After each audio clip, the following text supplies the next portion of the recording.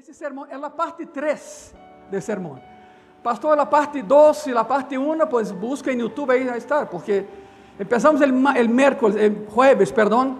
Hoy en la mañana foi a segunda parte e vamos com a terceira parte de los niños e o reino de Deus. Há muita informação aqui. Vamos a verla. Lucas 18, por favor. ¿Me escuchan bem? Ok, ¿sentem calor? Bueno, tuvimos que quitar o ventilador que havia aqui, porque se não te havias dado conta, há uma outra coluna que colocamos aí, mira, era só uma, e reforçamos o teto, e para isso tivemos que quitar o ventilador, mas já vamos a colocá-lo outra vez, não se preocupem. Lucas 18, del 15 al 17, a palavra diz assim, ponga muita atenção. Um passagem muito conhecido, não? Traíam a ele os niños para que los tocase, lo cual, vendo los discípulos, ¿qué hicieron los discípulos? ¿Los qué? Ok, los discípulos eram mais fariseus que os fariseus. Isso é assustador. Lo vimos na manhã. Já tinham 2 anos e meio caminhando com Cristo e não sabiam quem era Ele todavia. Pensamento fariseu: os niños estorban. Donde 2 adultos platicam, os niños se salgam, por favor. Essa é a cultura farisaica, fariseia, e os discípulos eram assim. Mas Jesus, chamándolos, dijo, e vimos na manhã, a palavra que está aí para chamándolos, los convocou. Você não crê que foi chamar? Oye, vem Pedro, vem por favor. Nada. Los gritou, los convocou, los regañou. Dejad a los niños venir a mim. E não que? Porque de los tales es que. Escucha o que te vou dizer. Primeiro, não sabemos que ninhos eram. Segundo, sabemos que eram ninhos pequenos e ninhos recém-nascidos, porque as 2 palavras que Mateus, Marcos e Lucas usam aí é paidia e padia são ninhos, e brefos são ninhos que todavia consumem a leite materna. Ou seja, o Senhor Jesus tinha em seus braços a recém-nascidos e havia outros ninhos que se agarravam de suas pernas. O panorama é este. O panorama. Mas aqui é a segunda coisa interessante. Não sabemos a fé de los papás. Se supone que eram judios, mas não diz a palavra.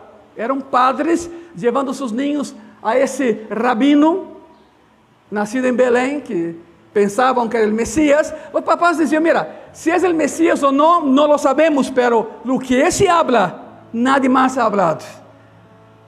Foram testigos do ministério de Cristo. Então, dijeron, lo llevamos a él, a los niños.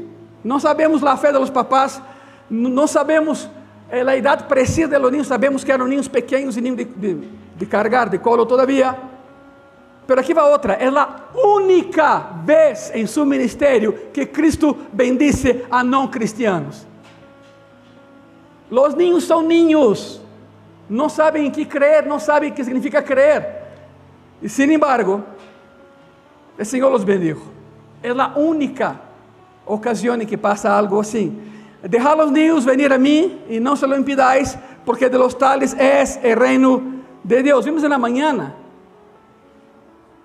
Se Cristo hubiera dicho, el reino de Deus pertenece solo a los niños, a palavra em seu original aí seria toiton. É a palavra. Pero agrega uma aí, toiton, cambia todo. E toiton significa aqueles que são como eles. De ellos pertenece el cielo, aquellos que son no niños, como niños. Los niños son de Cristo. Los niños van al cielo. Siempre o sea, la escritura es muy clara, pero ese poderío del cielo, esa posesión del reino va más allá de los niños. Aquellos que son como niños. Los niños son inocentes. Tú y yo no lo somos. No lo somos. Nadie por mérito próprio chega ao cielo. Estamos aqui ou não estamos aqui? Estão aqui, verdade? E tu que me vês por internet igual. Nadie por mérito próprio chega ao cielo. El niño é inocente. Tu e eu não lo somos. Pero um dia alguém foi clavado em uma cruz como essa, que é exatamente 96 quilos pesa isso. Exatamente como na cruz romana. Ele se deixou clavar aí e nos hizo justificados delante dele. Então, hoje somos inocentes como niños, porque ele nos ha justificado. Pela sentença essa, não pequem mais. no pequen más. Y Cristo da una lección a todos los que estaban ahí. Era una multitud, lo vimos en jueves. La palabra que Lucas usa ahí es para una mega. Mega significa una multitud, era mucha gente en ese momento de Jesús con los niños. De cierto os digo, que el que no recibe el reino de Dios como un niño, ¿cómo concluye eso? No entrará en él. Pastores que biológicamente ya no soy niño, ok, pero no actúes como un niño. No seas niño. En tu parecer, en tu aspecto, pero en tu inocencia sí. De lo contrario, el cielo será una ilusión para nosotros. Nadie, ninguna religión te lleva al cielo. El judaísmo no me llevó al cielo. El catolicismo no te llevó al cielo. Mexicanos y mexicanas. Pero Cristo se lo hace, porque Cristo no es religión, Él es Dios. Y Él manda, y su reino le pertenece a Él. ¿Cuántos dicen amén? Hay mucho que sacar de esa experiencia. Todos nosotros, todos, como papás y mamás, nos sentimos responsables por nuestros niños, por supuesto, por la fragilidad de sus vidas. Estamos aquí para protegerlos, para disfrutar de su afecto y amor, que son pues incondicionales, ¿no? Y de la pura alegría de su presencia. Donde hay niño hay alegría, lo acabamos de ver, lo acabamos de presenciar.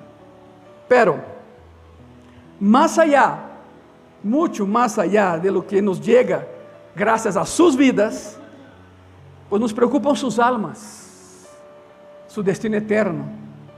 Porque tarde que temprano nuestros niños tendrán que tomar una decisión. Y la salvación se decide. ¿Están aquí todavía? Ese es nuestro encargo. Ponme atención aquí. Los psicólogos dicen, lo hice en jueves, pero lo haré otra vez. Los psicólogos conductivistas dicen que hay una ventana que se abre en cada corazón de cada niño. Póngame atención aquí. 7 años. 7, 8, 9, 10, 11, 12, 13, 14. Tienes 7 años más fáciles para meter a Cristo en el corazón de tu hijo. Si tú no lo haces hasta los 14 años, lo hará después, pero te será mucho más difícil. Son 7 años que fácilmente se entregan a Cristo. Lo demás, hay que seguir orando. Es nuestra labor. Pastores, que cuando yo me convertí, yo ya era grande, mis hijos grandes, no pasa nada. Dice la palabra que una familia, cuando uno se entrega a Cristo, toda su casa se entrega al Señor. Pero depende de tu ejemplo como cristiano, papá y mamá. Tus hijos harán lo mismo que tú estás haciendo.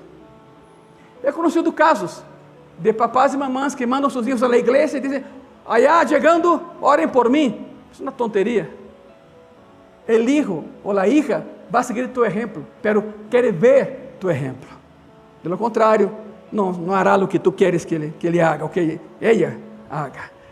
Queremos compreender cómo los ve Dios, o sea, el tema aquí es ese, cómo Dios ve a los niños. Y el pasaje que tenemos ante nosotros, de Lucas 18, y textos paralelos, nos brinda mucha información, es fundamental para comprender exactamente cómo Dios ve a sus pequeños con relación a su reino. Dice el texto, le traían incluso a bebés para que los tocara, pero cuando los discípulos se dieron cuenta, empezaron, ¿sabe qué hicieron? Regañaron a los papás y a los chamacos. Yo creo que se sentían la crema y la nata del evangelio, ¿no?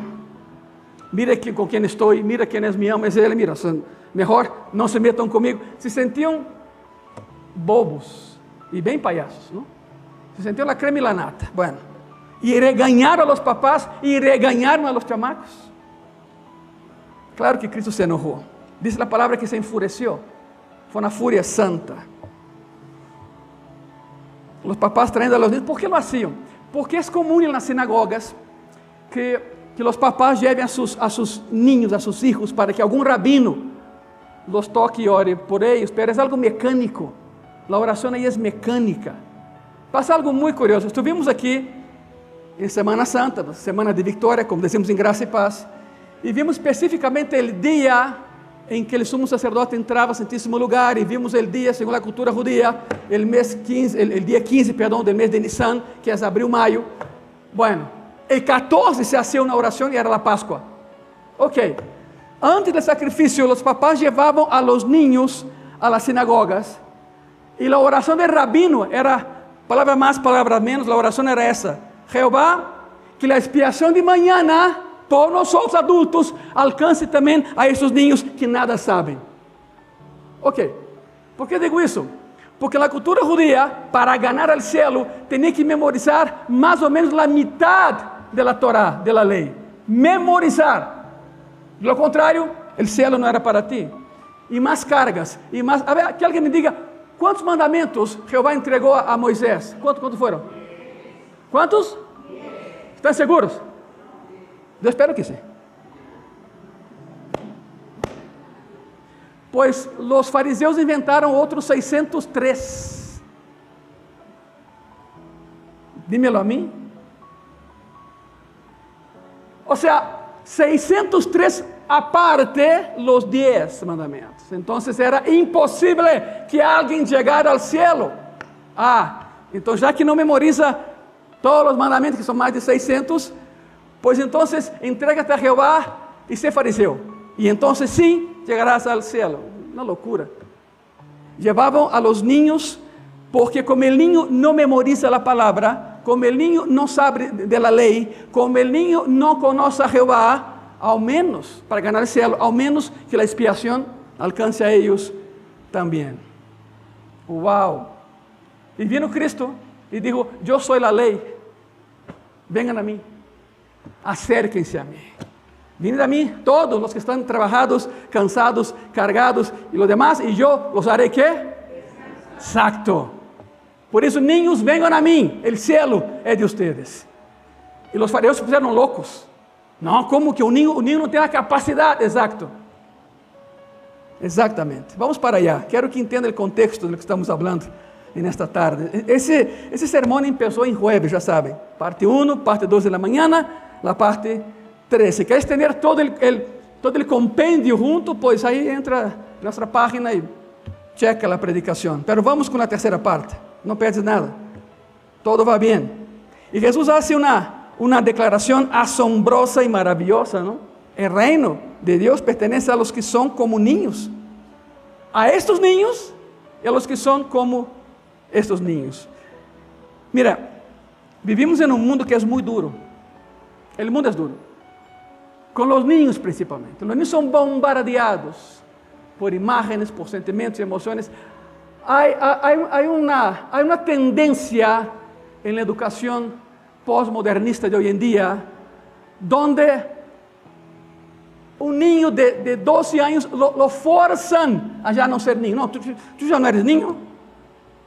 ¿Cómo? No, tú ya no eres niño. Tú eres semi-adulto. Tú eres semi-adulto. No puede ser. O sea, estamos brincando etapas formativas en la vida de los niños y niñas, y entonces podemos reclamar de la sociedad. Pero no, la culpa es nuestra, por forzar la pérdida de la inocencia, por forzar la pérdida del contacto con Dios siendo niños. Me acordé de una historia, perdón, que no me gusta recordar, pero es necesario para el tema de hoy. En septiembre de 2004, no sé si alguien se acuerda de eso. Hay una ciudad en Rusia llamada Beslan, una ciudad rusa, Beslan.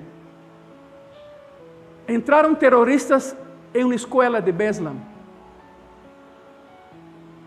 Secuestraron 360 personas. Fueron llevadas a un auditorio y mataron a todas. Todas. De las 360, 16 pertenecían a la iglesia evangélica de Beslan. 15 de las 16 eran niños y niñas. 6 de esos 15 eran hijos de pastores de Beslan. ¿Cómo explicas eso a un padre? Pasaron fuego a todos.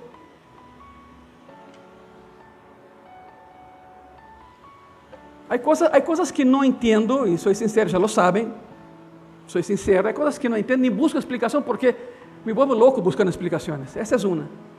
Yo me acuerdo de las imágenes. Quedó grabado. ¿Cómo es posible eso? Por eso cuando lees la Biblia, salen preguntas, ¿no? Con relación a los niños. ¿Cómo Dios ve a los pequeños? ¿Cómo Dios ve a los bebés? ¿En qué sentido eso se cumple? ¿El reino pertenece a ellos? Hermanos, hermanas y personas que nos ven por internet, la Biblia nos dice que el corazón del Señor es tierno para con los niños. Él es amoroso para con los niños. Uno de los pasajes más entrañables, al menos para mí, yo cuando era pequeño, en la sinagoga, es Ezequiel 16. Tienes que entender el contexto de Ezequiel 16 para que no te espantes con lo que vas a leer.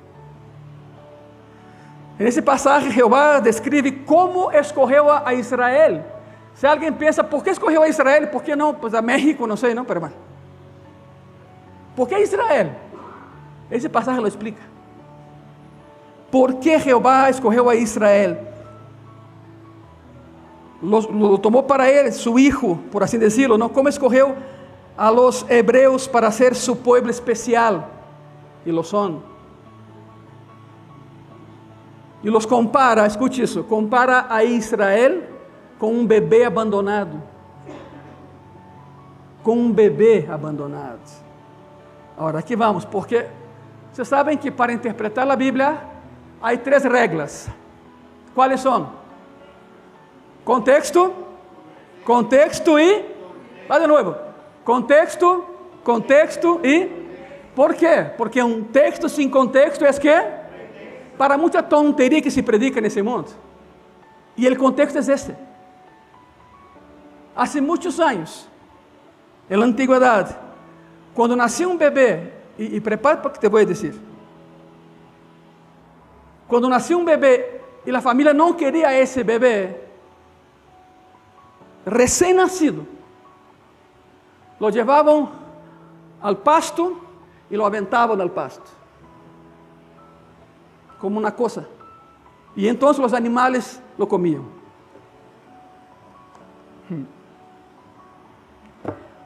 Quando um bebê nascia em uma família romana, e o papá não queria já o bebê, lo tomava, saía de sua casa, se parava no pórtico de sua casa, nas escaleras, colocava o bebê entre suas pernas e pensava. Todavia, aí o bebê tinha oportunidade. Mas se o papá decidia que não queria esse bebê, esperava, vai sonar muito feio, hein? Esperava passar o caminhão da basura. Claro que não havia caminhão, por supuesto. Não é Hanna-Barbera, não havia caminhão. Mas passava o encargado de limpar as calles, então o papá agarrava o bebê e lo tirava a la basura. Pastor, vivo ou morto? Não, vivo. Está falando de bebê vivo. E esse bebê tinha outra oportunidade, porque se o chavo de la basura queria algo de lana, agarrava esse bebê, ia ao mercado de escravos e lo vendia como escravo. Agora, se de la basura não queria fazer isso, pois lo tirava a la basura. Assim eram os niños da antiguidade. Ponga muita atenção ao passagem e vamos entender por que Jeová escolheu a Israel e lo chama su niño e a Jerusalém su niña. Ezequiel 16, versículo 1 al 7. Vino a mim palavra de Jeová dizendo: Hijo de hombre, notifica a Jerusalém sus abominaciones e di: assim ha dicho Jeová, el Senhor, sobre Jerusalém. Tu origen, tu nacimiento es la tierra de Canaán. Tu padre foi amorreu, tu madre eteia. Se mezclaram las razas, ¿no? E en cuanto a tu nacimiento, el día que naciste, não foi cortado tu ombligo, ni fuiste lavada com águas para limpiarte, ni salada com sal, ni fuiste envolta com fajas. Não houve ojo que se compadecesse de ti para hacerte algo de esto, teniendo de ti misericordia, sino que fuiste, ahí está, arrojada sobre la faz del campo, como el niño que nadie quería. Con menosprecio de tu vida en el día que naciste. Ya que ven lo más hermoso de lo hermoso. Yo pasé junto a ti y te vi sucia en tus sangres. Habla de Jerusalén. Y cuando estabas en tus sangres te dije, vive. Wow. Sí, te dije cuando estabas en tus sangres, vive. Te hice multiplicar como la hierba del campo y creciste. Y te hiciste grande. Y llegaste a ser muy hermosa. Tus pechos se habían formado y tu pelo había crecido, pero estabas desnuda y descubierta. Compara Jerusalén con una niña. Parafraseando, enquanto a tu nascimento, el día en que naciste, no te cortaron el cordón umbilical, es decir, nadie te atendió. Nadie. Ni te lavaron con agua para limpiarte, no te frotaron con sal. Era una costumbre, con sal para desinfectar, para limpiar. No te envolveron en pañales. Nadie se compadeció de ti para hacerte nada de esto, para tener compasión de ti, sino que te echaron al campo abierto cuando tú misma fuiste aborrecida del día en que naciste. Nadie te ama, nadie te quiere. Este es un comportamiento pues indignante, por supuesto, feo, es una ofensa a Dios. Pero es una metáfora, entiendan, una metáfora de la condición de Israel, sin amor, no deseado, abandonado para perecer. E assim tratavam a los niños em la antigüedade. Por isso Cristo foi completamente revolucionário em todo. Vocês sabem, alguma vez eu empecé a buscar quem empezou a bronca. Os fariseus? Ou Cristo? Cristo. Se levantava e dizia a Pedro, oye, Pedro, que dia é hoje? Shabbat, Senhor. Shabbat. Levantava, ok. Vou sanar a alguém hoje. Pedro, não, Senhor. Mañana, hoje não. Não te sem problemas. E iba. A las mujeres, las enderezou, las sanou, las regressou a dignidade de vida. A los niños também. Revolucionou a maneira em que vivimos hoje e os que viveram naquele momento. A mulher samaritana. Samaritanos hebreus não se hablam, não se tocam e se peleam todo o tempo. E vindo ele, digo, me é necessário passar por Samaria. Não era necessário passar por Samaria, porque a ruta de Galileia e Judeia era costeira. Me é necessário passar por Samaria. Algum discípulo digo, Senhor, pero nos vão matar allá.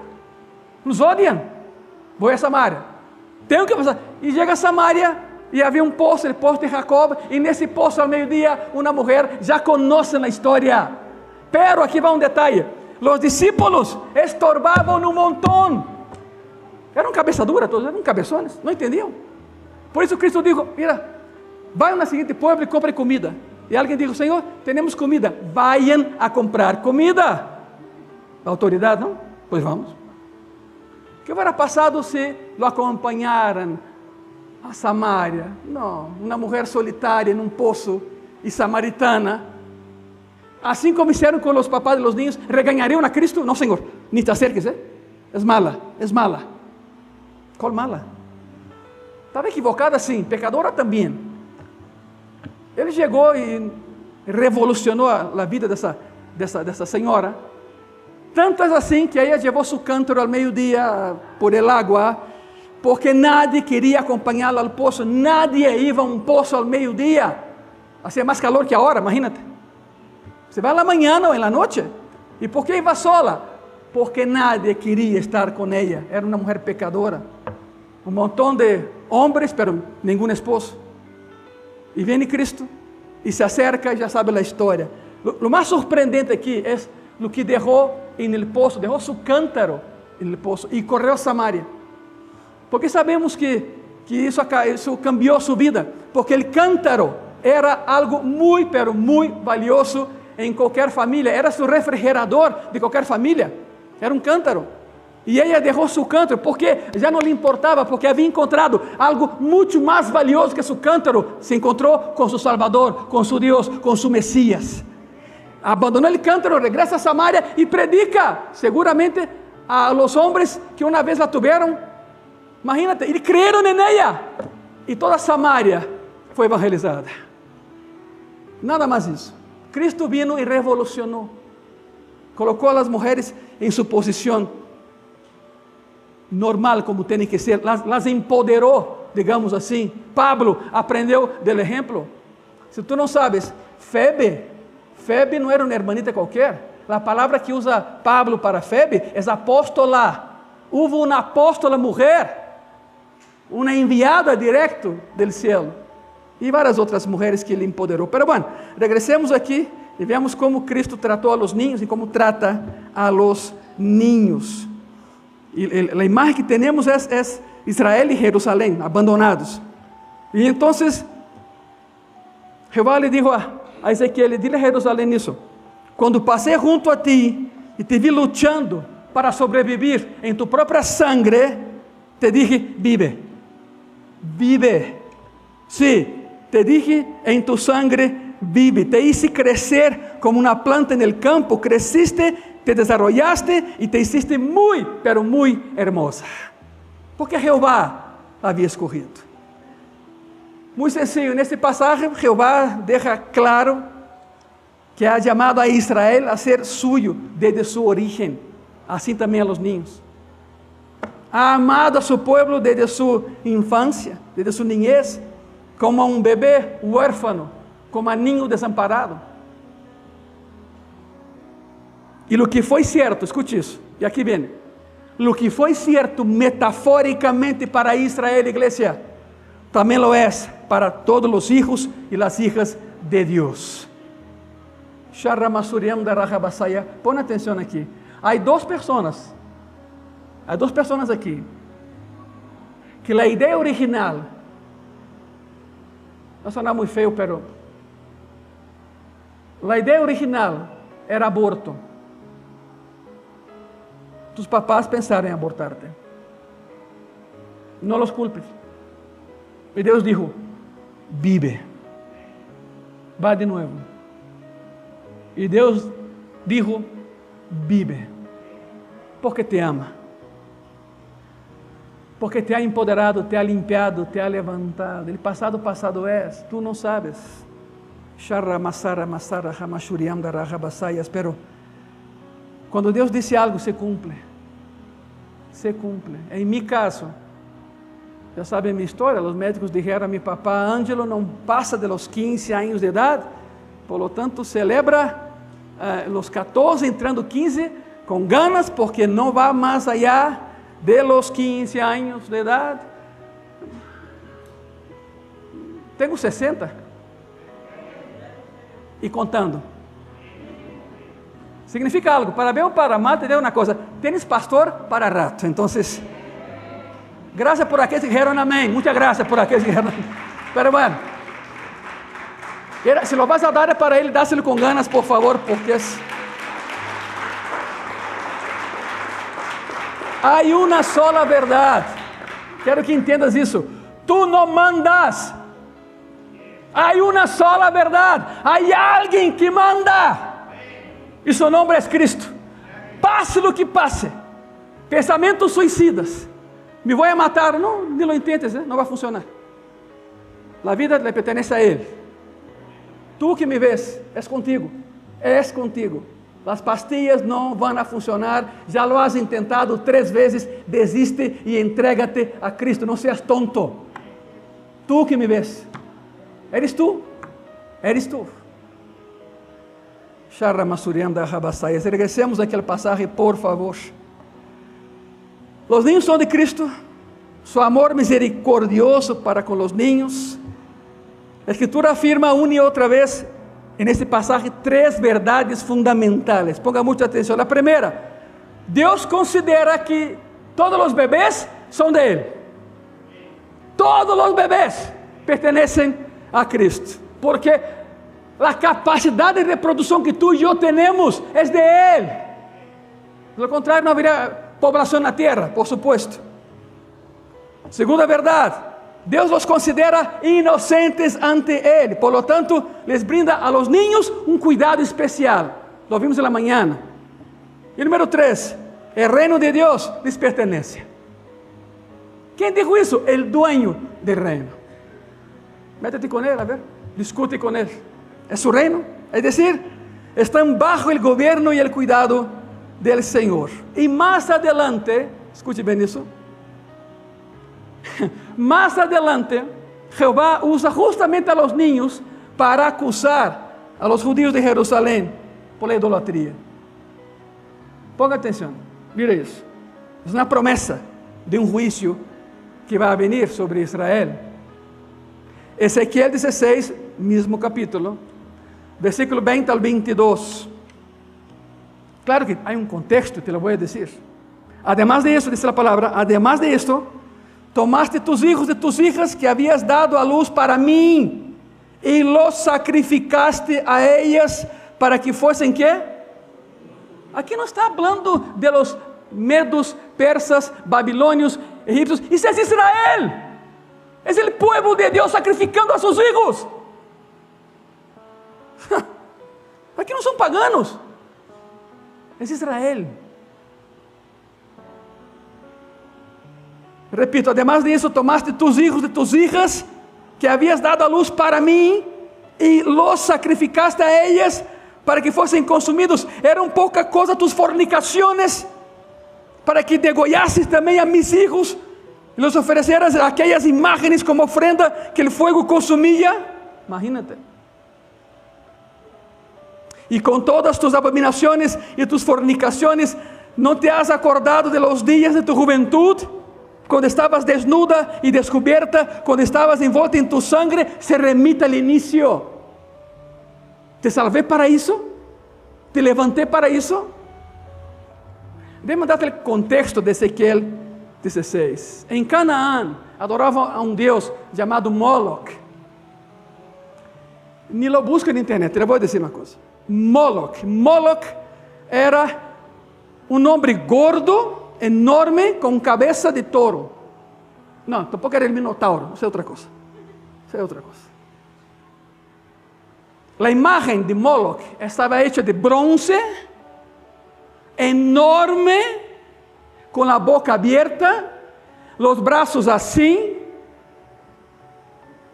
y con cadenas. ¿Por qué cadenas? Porque colocaban los niños en las palmas de las manos. Jalaban la cadena y Moloch los tragaba. Pero no solo eso. Prendía un fuego bajo la estatua de bronce y asaban a los niños. No son paganos, es Israel. Horrible. Dantesco, ¿no? Pero lo hacían. ¿Acaso fue poca cosa que mataras a mis hijos en tus abominaciones? No son sus hijos porque sean hijos de judíos creyentes, son sus hijos porque existen. Acuérdate, los bebés son de Él, todos son de Él.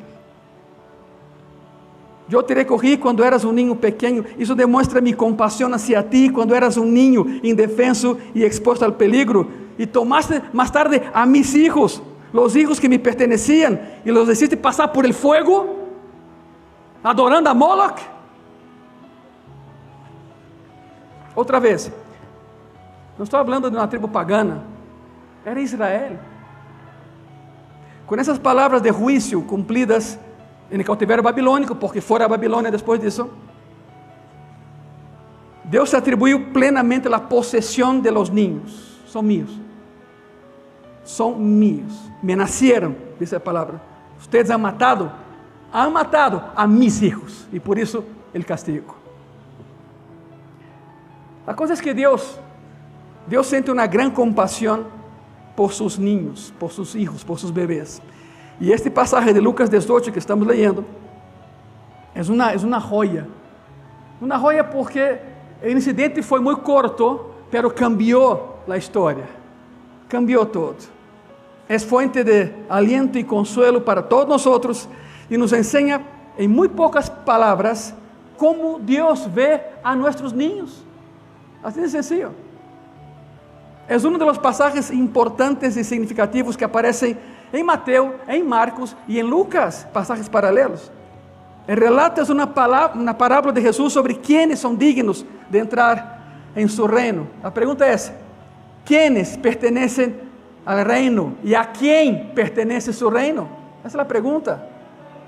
Y lo que aprendimos, iglesia, personas que nos ven, y lo que aprendimos es que no pertenece a los religiosos. Por eso siempre he dicho en Gracia y Paz, no somos religiosos, somos cristianos. La religión mató a Cristo. ¿Están aquí, verdad? Si yo quisiera muerte, me quedaría con el judaísmo. Yo quiero vida, y quiero vida en abundancia, por eso estoy aquí. En la casa de aquel que es mi Señor, mi Salvador, mi Mesías, mi Dios, mi amo y el creador de todo lo creado. El reino es de Él. El reino no pertenecía, nunca perteneció a los fariseos. Ellos pensaban que sí. No pertenece a la élite espiritual, no pertenece a los triunfadores morales, espirituales y religiosos. Mire cómo canto, mire cómo predico, mire cómo... Nada. Nada. No pertenece a aquellos que lo persiguen mediante obras, pagos y autosuficiencia, como el fariseo que confiaba en sí mismo, creyéndose justo y despreciaba a los demás. No, el reino no pertenece a personas como esa persona. ¿A quién pertenece entonces el reino? Pertenece a los humildes, a los sencillos.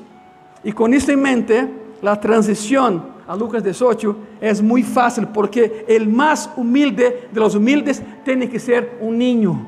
Los niños son humildes. Van creciendo. Es un proceso formativo.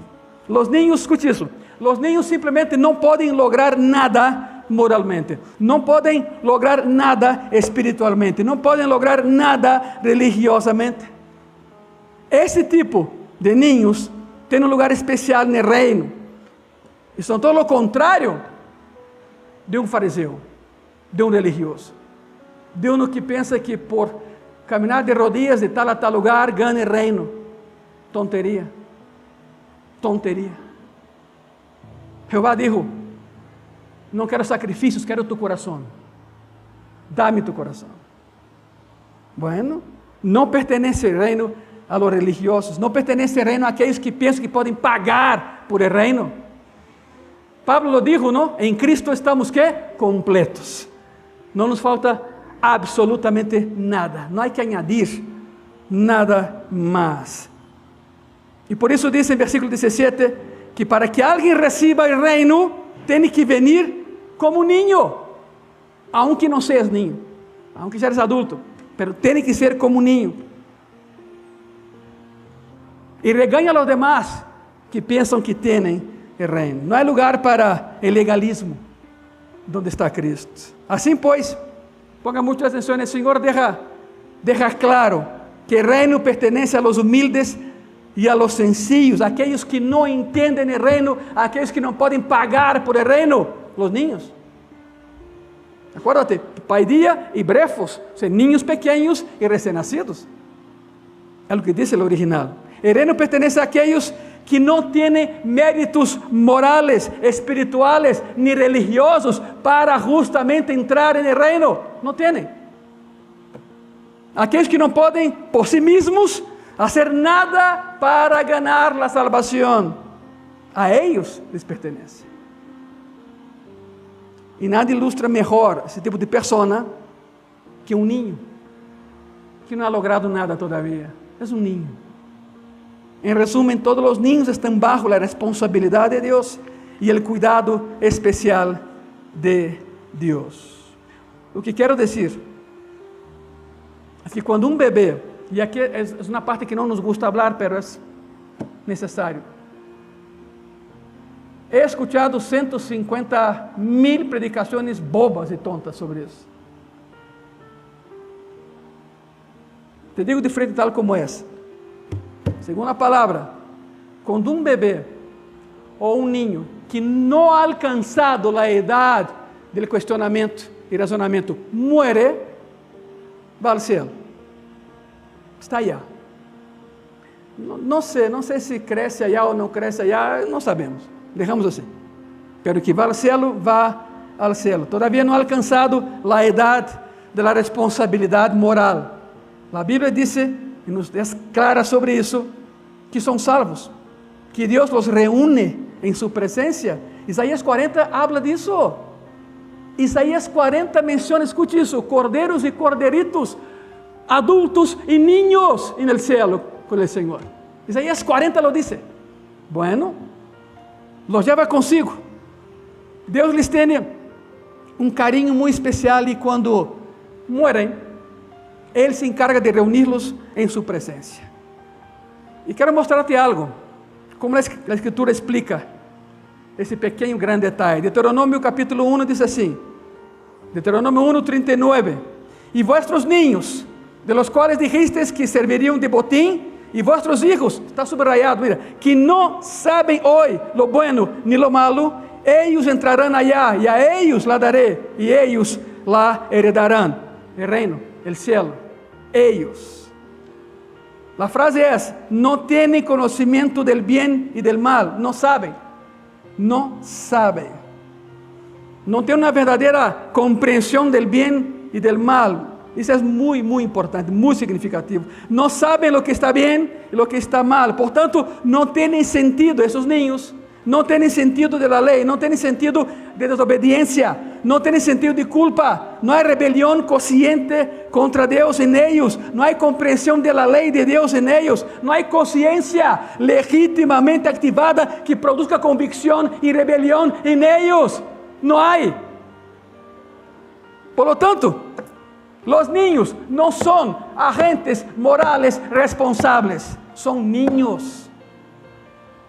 No son culpables de sus acciones porque no saben lo que está bien y lo que está mal. Es precisamente lo que dice la Biblia. Y por eso, en Jeremías 2, 34 y 19, 4, se les llama inocentes. Inocentes.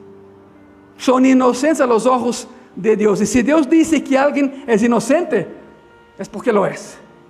Ele é juez, Ele manda. ¿Están aqui comigo?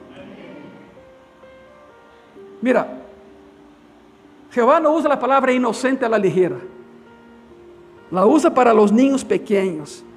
En el caso de Jeremías, en el pasado de Jeremías, aquellos niños que foram oferecidos a los altares, porque também de Moloch, e quemados, pues claro que son inocentes. Pero quizá la ilustración más precisa del Antiguo Testamento está en 2 Samuel capítulo 12. Una historia muy conocida, poco entendida, pero muy conocida. Davi se acuesta con Betsabé, manda matar a Urias, su esposo. Crimen tras crimen, pecado tras pecado. Dessa união nasce um ninho, que não foi Salomão, Salomão veio depois. Natã, o profeta Natã lo confronta, não? E disse, não, Jeová não te vai matar, Davi. Escute isso, não te vai matar, pero por tu culpa, os inimigos se burlam de Jeová. Tu não mueres, pero el niño se vai morir. El niño que te ha nacido, dice Natán, certamente morirá. E Davi entra em crise. Ayunó, se acostou toda a noite no piso, prostrado aí dia e noite, ayunando dia e noite. Não se banhava, não se rasurava. Os ancianos de la casa, de sua casa, foram com ele, tentaram levantá-lo do piso, ele dizia que não. Trataram de dar de comer, ele disse, não quero. Não quis. Nunca lo haviam visto assim. E foram 7 dias assim. Não era esse ele que havia derrotado a Goliat? Se lo era. Pero hay algo más, tan mal lo vieron, pero tan mal lo vieron que dijeron, si el niño muere, él se mata. ¿Cómo le daremos la noticia? Segundo Samuel, capítulo 12, versículo 19 al 23, mas David, vendo a sus servos hablar entre sí, entendió que el niño había muerto. Por lo que dijo David a sus servos, directo, ¿no? ¿Ha muerto el niño? Y respondieron, ha muerto. Entonces David hizo algo, nadie entendió en ese momento. David se levantó de la tierra, se lavó, se ungió, cambió sus ropas y entró a la casa de Jehová y adoró. Fue al templo y adoró. Después vino a su casa y pidió y le pusieron pan y comió. Y le dijeron sus siervos, ¿qué es eso que has hecho? Por el niño viviendo aún ayunabas y llorabas, y muerto él, te levantaste y comiste pan. Y él le respondió, viviendo aún el niño, yo ayunaba y lloraba, diciendo, ¿quién sabe si Dios tendrá compasión de mí y vivirá el niño? Mas ahora que ha muerto, ¿para qué de ayunar? Y aquí viene la frase que es maravillosa. ¿Podré yo hacerlo volver? Y ahí viene. Yo voy a él, mas él ¿qué? Para aquellos que creen en reencarnación, tú que me ves, lee tu Biblia. Lee tu Biblia. La palabra diz que el hombre está sentenciado a vivir y morir una sola vez. Después de eso, el juicio. Y ahí está el pasaje. El niño no va a venir, dijo David. Ya no, pero yo lo veré un día ya. El niño está en el cielo. ¿Entiende el contexto, verdad? El niño está en el cielo. David sabía dónde estaba el niño. No dijo, escuche, voy a ser enterrado en la misma parcela junto a la suya. No dijo que iría al mismo cementerio. No dijo que moriría como él. Lo que dijo es que en un futuro habría un reencuentro. Un reencuentro. Él no puede venir a mí, pero yo un día iré a él. El niño está en el cielo. Ahora, quiero que haga la comparación. David tuvo otros dos hijos, Salomón y Absalón. Temible Absalón.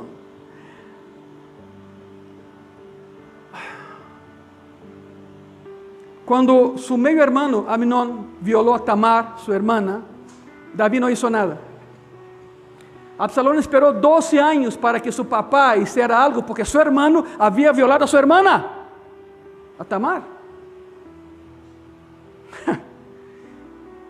Y como el papá no hizo nada, Absalón dijo, yo haré lo que mi papá no hizo. Esperó 12 años. No estoy excusando a Absalón, también hizo algo terrible. Absalón empezó a tramar en su cabeza cómo derrocar a su papá y tomar el trono.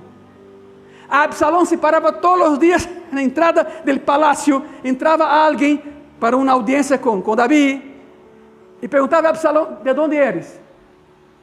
Si la persona decía, soy de muy lejos, pasa, no importa. Pero si la persona decía, soy de aquí cerca, ok, ven, platiquemos tú y yo. El hombre que está aquí adentro es mi papá. No, sí, claro, papá. A mí no me escucha, ¿tú crees que a ti te va a escuchar? Es un pésimo rey. Si yo fuese rey, y ahí empezó, te escucharía. Parecen los políticos de hoy, ¿no? Sus campañas políticas de hoy. Bueno. Y entonces Absalón empezó a tramar contra David.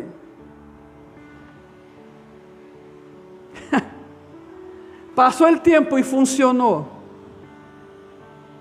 Absalón dio un golpe militar, arrebató el trono, arrebató el reino, arrebató las esposas de David, lo persiguió para matarlo, envenenó el corazón de la gente contra el rey, que era su propio padre, y bla, bla, bla. Ahora, escuche eso.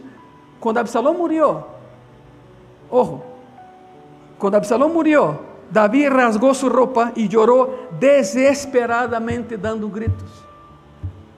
¿Ve la diferencia? Una reacción completamente diferente a la que tuvo cuando murió su hijo pequeño. ¿Por qué? Por una sencilla razón. Quando murió su pequeño, se recompuso y adoró al Señor y siguió adelante con su vida porque sabía dónde estaba el niño. Cuando murió Absalón, se lamentó profundamente porque, ¿qué creen? También sabía dónde estaba Absalón. David sabía que el pequeño estaba en un lugar donde volvería a encontrarse con el cielo. Pero Absalón estaba en un lugar donde jamás volvería a verlo. Situaciones muy diferentes, pero lógicas. Regresemos a Lucas 18, por favor. ¿Qué quiere decir con eso? ¿Cuál es el mensaje? Hay un lugar especial en el reino de Dios para los niños. Le pertenecen a Él, que te quede claro, que nos quede claro a todos. Entonces el Señor Jesús toma en brazos a esos pequeños, los bendice y dice acerca de ellos: el reino de Dios pertenece a los que son como ellos. Cuando un bebé muere, va al cielo. Los que no mueren y crecen bajo el cuidado especial. Llegará un día en que tendrán que tomar su decisión si quieren seguir bajo ese cuidado o no. Y esa tarea, hermanos, es de nosotros. La tarea de evangelizar a nuestros niños no es de la iglesia, es nuestra tarea. La iglesia enseña, la familia forma, es muy diferente. Porque si traes tus niños aquí, que bueno que los traes aquí, que bueno, te felicito. Pero si crees que las maestras y maestros van a transformar a tu hijo en cristiano, te equivocas. Esta es tu tarea. Esta es mi tarea. ¿Quedó claro, verdad? Es tu tarea, es nuestra tarea. Y lo hacemos con gusto. Crecen. Cuando llegan a la edad de la responsabilidad, los niños que crecen, entonces tienen que tomar decisiones y enfrentarán las consecuencias de sus decisiones. Pero para ese entonces, están bajo un cuidado especial, amoroso y compasivo de parte de Dios. Observa eso en tus propios hijos, los niños pequeños que todavía tenemos en casa. Una cosa es que sean desobedientes y otra cosa es que sean obstinados, es muy diferente. Una cosa es que sean testarudos y otra muy diferente es que rechacen el evangelio. Si tú no lo evangelizas, ese día va a llegar.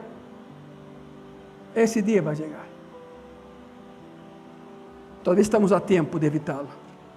Es necesario inculcarles el evangelio en sus muy pequeños corazones durante, ya comenté la ventana que se abre, esos años, cuando aún no están muy lejos de la fe de sus papás.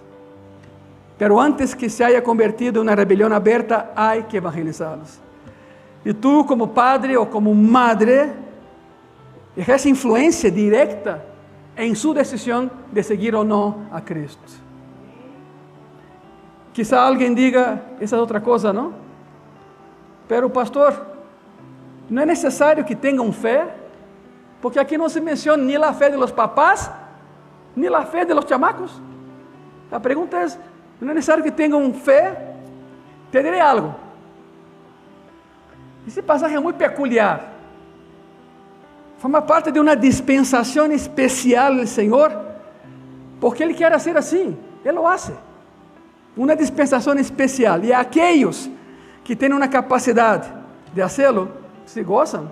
Pero escuchen, conozco, y estoy seguro que tú también, personas que adultas, pero tienen alguna discapacidad mental y parecen niños en cuerpo de hombre. Van al cielo, son como niños también. No tienen la capacidad suficiente. También van al cielo. Ser un niño biológicamente hablando o un niño mentalmente hablando, si mueren van al cielo, porque no tienen otra vez la capacidad, la conciencia de la rebelión abierta contra Dios. Cuando mueren son reunidos con el Señor. Así que el punto es que, escuche bien eso, el punto es que esta enorme obra de salvación para los bebés y para los niños que mueren antes de la condición de responsabilidad, antes, nos muestra el lugar especial que tienen los niños en el reino de Dios. Están bajo el cuidado del rey y Él los reúne allá en el cielo. Los bendice aquí y los reúne allá. Lucas 18, estamos terminando. 18, 17. Já sabes, eu quando digo estamos terminando, todavía faltam 3 horas, não? Pero não é certo, não se assustem. Lucas 18, 17. De certo os digo que el que no recibe el reino de Dios como un niño no entrará en él. Directo. Estos pequeños ofrecen la mejor ilustración de cómo eres salvo, de cómo somos salvos.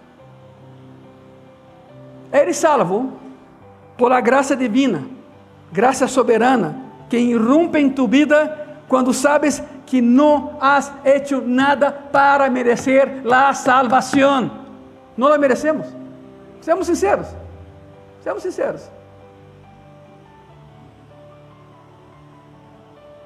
Não has logrado nada religiosamente que pueda merecer la salvación. E como un niño simple, abierto, confiado, sin pretensiones, dependiente, débil, sin ningún logro, entras al reino. Porque Él te invita a su reino. Não por logro, não por saber mais, não por ter mais. E isso não chega para aqueles que pensam que podem ganhar o céu. Nunca chegará. Calvino foi dos reformadores da igreja.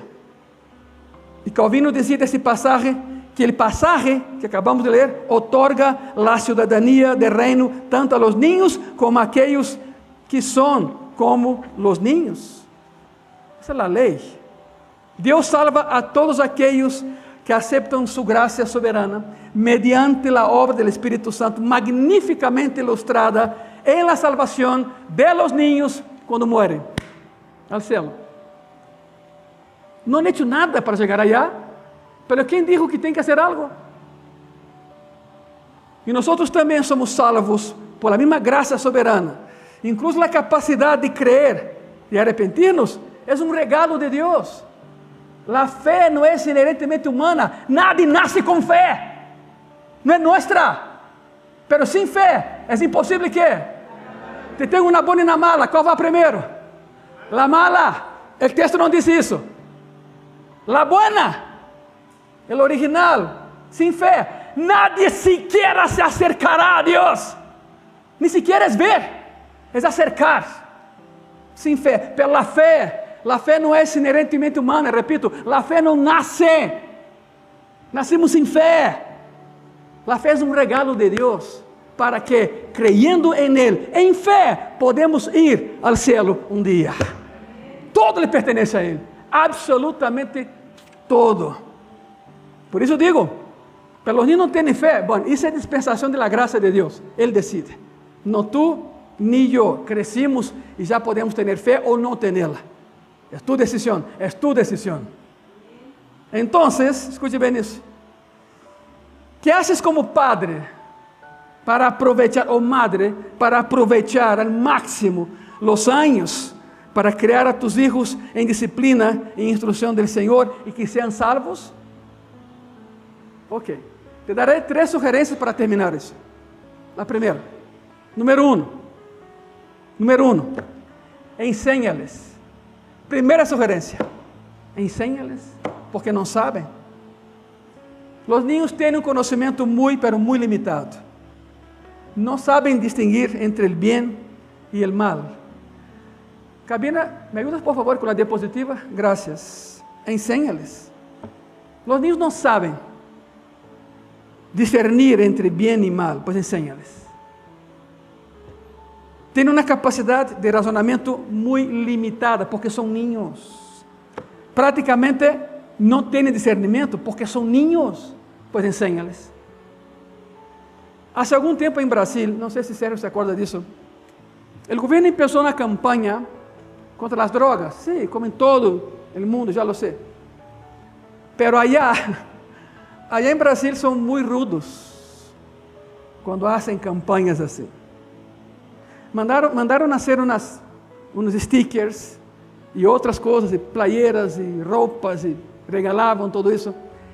E me acordo que havia uma sola frase, e a frase é assim: papá, mamã, adopta tu hijo antes que outro lo haga. Querem rudeza? Vem ao Brasil. Papá e mamá, adopta tu hijo antes que outro lo haga. E é correto.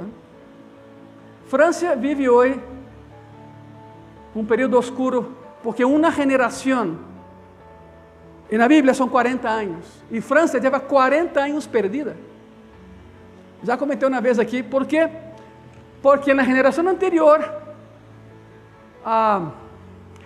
os psicólogos condutivistas diziam a los papás: ¿quieres que tu hijo te entienda? Sé como tu hijo. Uau! Piaget foi o primeiro. Sé como tu hijo. O sea, bájate a nível de tu hijo. Não espere que ele suba a tu nível. Então, os papás franceses, isso foi um caso estudado, Os papás franceses começaram a falar como seus filhos adolescentes, caminavam como eles, e o horror, se vestiam como seus ninhos adolescentes. Um terror. Está bem que, eu sempre digo, mantém tu mente aberta, mas não tanto que se te caga o cérebro, não? E então, quando os ninhos cresceram, e foram a buscar um adulto para conselho, sabe o que fizeram? Buscaram a outro, porque diziam: mi papá é como eu, quem vai ensinar mi papá? E se perderam. Toda uma geração se perdeu, simplesmente porque os papás não ensinaram a los niños. Por isso, queres que tu hijo, a la edad que seja, seja como Cristo é, pues enséñales, pero a través de tu ejemplo, es tu ejemplo. Tu hijo e tu hija vai fazer o que tu haces. Cuidado com isso.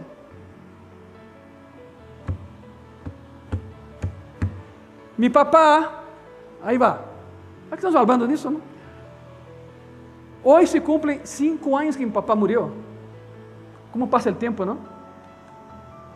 Me quedei com a ilusão de tê-lo aqui um dia. Porque casi viene, pero bueno, el casi não existe. Faleceu aos 92 anos. E todavia escrevendo livros. Te digo que deixou um livro póstumo. Me falaram da editorial: Ângelo, vai vir a Brasil porque tu papá vai lançar outro livro. Le dije: estão loucos, verdade? Está morto? Me digo: não, deixou um livro póstumo. Não fui. Meu irmão foi em minha representação. Pero meu papá, grande parte de sua vida foi alcoólico. Não era desses borrachos molestos, não, pero tomava. E eu fazia de todo para não vê-lo borracho. Salí de minha casa na manhã, todavia não entrava na academia da Força Aérea, era uma primária da Força Aérea, digamos assim, porque, bueno, ia na manhã e regressava tardíssimo para não ver a meu papá borracho. Em la manhã saía antes dele e regressava depois dele, e fim de semana me ia de minha casa, porque não queria vê-lo assim, mas não funcionava, porque às vezes chegava, a irmã dizia: Ângelo, vê para tu papá na cantina. Assim aprendi a manejar. Eu tinha 9 anos. Como não alcançava os pedales de seu carro, eu tinha dentro de seu carro 2 pedaços de madeira desse tamanho e uma corda. Então ia, aí estava seu carro na cantina, eu entrava, agarrava da mão e lo jalava e nada me molestava. Eu tinha 9 anos, 9 para 10. Sacava meu papá, metia meu papá no carro, me sentava. Havia um problema, eu não alcançava. Não? Então eu manejava quase que parado.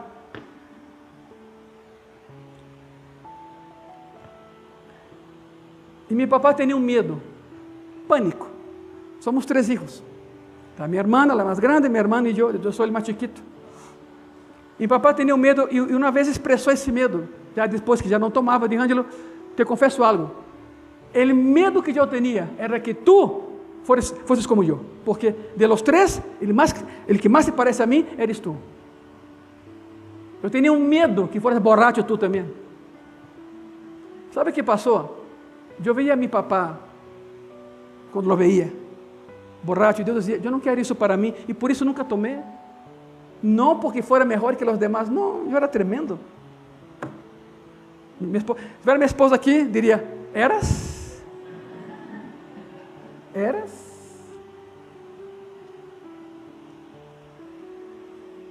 Geneticamente hablando, biológicamente hablando, espiritualmente hablando, tus niños y niñas serán como ustedes.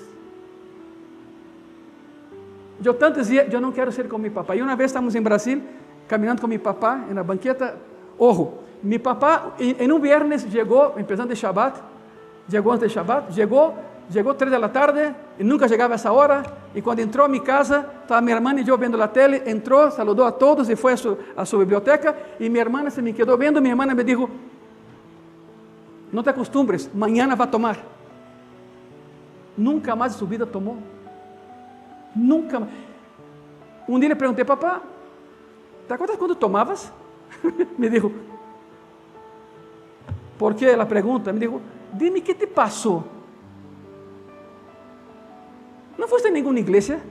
¿No fuiste a Alcohólicos Anónimos? O sea, ¿qué te pasó que así de tajo se acabó? Me dijo, nunca te lo voy a decir.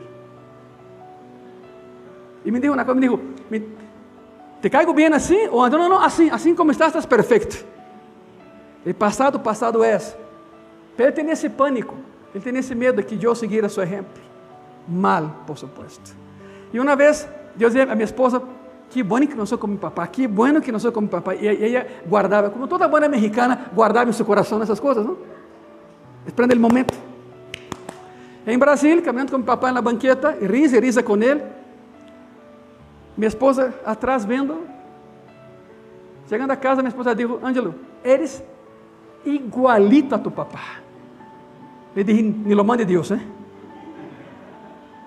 Pero sí soy. Somos.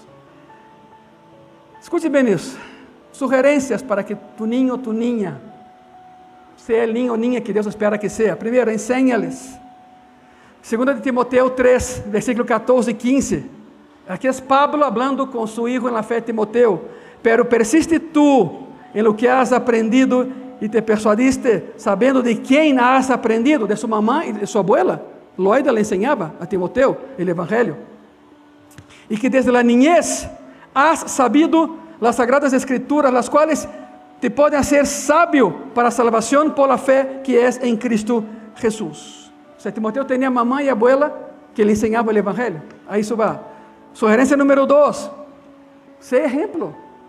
Primero, enseña a tus hijos a cómo ser cristiano. Número 2, sé ejemplo. De nada sirve decirles que algo es bueno para ellos si no es bueno para ti. No, hijo, ve allá y ora. Tú vas a decir, ¿y tú por qué no oras? ¿No? Aí, papá, por qué no oras tú? Esta hipocresía, así voy a llamar, esa hipocresía es completamente contraproducente.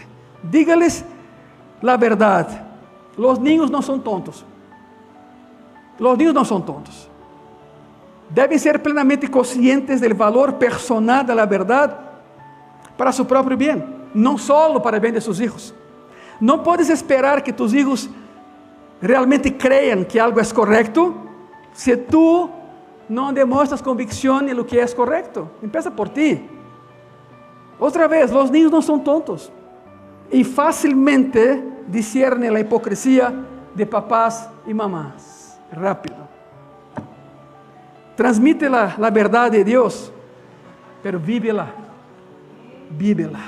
Y número 3, parece locura que voy a decir, pero mira número 3, amen a sus hijos. ¿Cómo, pastor? Si lo amo, bueno, amen a sus hijos. ¿Qué quiero decir con eso? Y para terminar, ahora sí para terminar. Hágale saber que tu corazón está con ellos.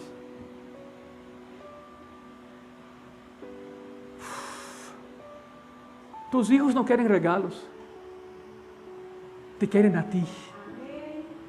Te quieren a ti. Los regalos son muy padres, pero el mejor regalo para tu hijo eres tú. Eres tú. Estén con ellos, sean cariñosos con ellos, ternos, compasivos, lloren con ellos, ríanse con ellos, sacrifíquense por ellos, protéjanlos hasta donde puedas. No los provoquem. No jueguen con ellos en sus sentimientos. No los exasperen. Sean completamente desinteresados en ellos y con ellos. O sea, no es, hijo, ven y lo pones a hacer algo. No se trata de eso. Sirvan a sus hijos. Muéstrales que sus acciones son lo que son, objeto de amor. Recompénsalos cuando se porten bien. Por favor, hagan de su hogar un hogar. Todos podem ter casa, pero poucos têm hogares. A diferença? Cristo. É Cristo.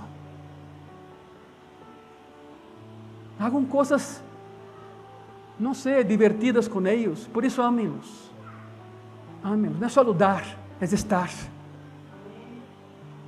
Pois que Deus nos ajude a guiar a nossos pequenos nestes anos tão delicados hacia una plena convicción y salvación en Cristo. Por eso los niños en Gracia y Paz son cuidados. Porque los niños no son la iglesia de mañana, son la iglesia de hoy. Así tenemos que verlos. Dije algo el jueves, te voy a decir ahorita. Otra vez, y para aquellos que no escucharon, lo van a escuchar. Vas a Disneyland, a Disney World. Eu sei que aqui alguns já foram, alguns já estiveram allá laborando. A enseñanza allá es esta, a los partners, a los que trabajan allá. Vas a hablar con un niño, bájate y ponte a nivel del niño y habla con el niño cara a cara. No permita que el niño levante su mirada. Se levanta, tú bajas. Como cree que se siente el niño cuando un adulto se hinca para hablar con un niño? Como cree que se siente el niño? Siente, soy importante. Y si lo son. Si son importantes para Dios, tienen que ser importantes para nosotros. Se ponen de pé en esta tarde, por favor.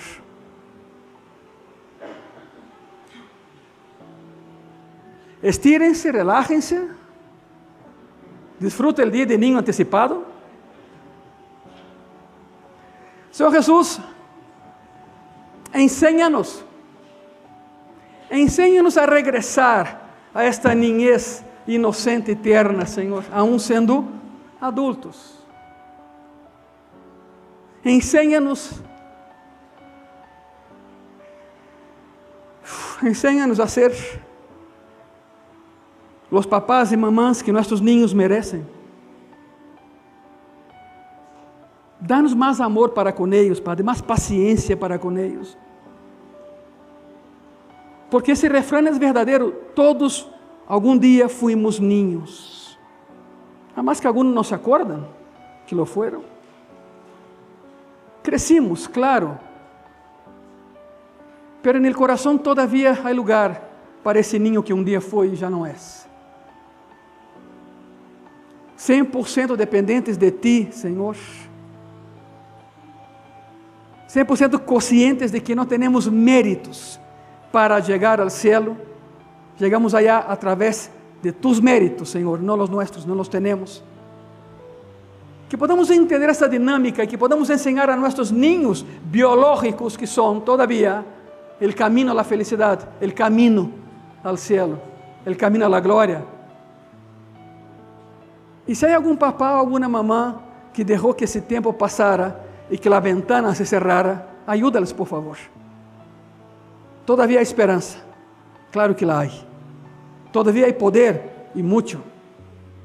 Todavía há amor, esse nunca se agota. Por lo demás, Senhor, que os niños encontrem em Ti o Deus amoroso que um dia encontramos nós.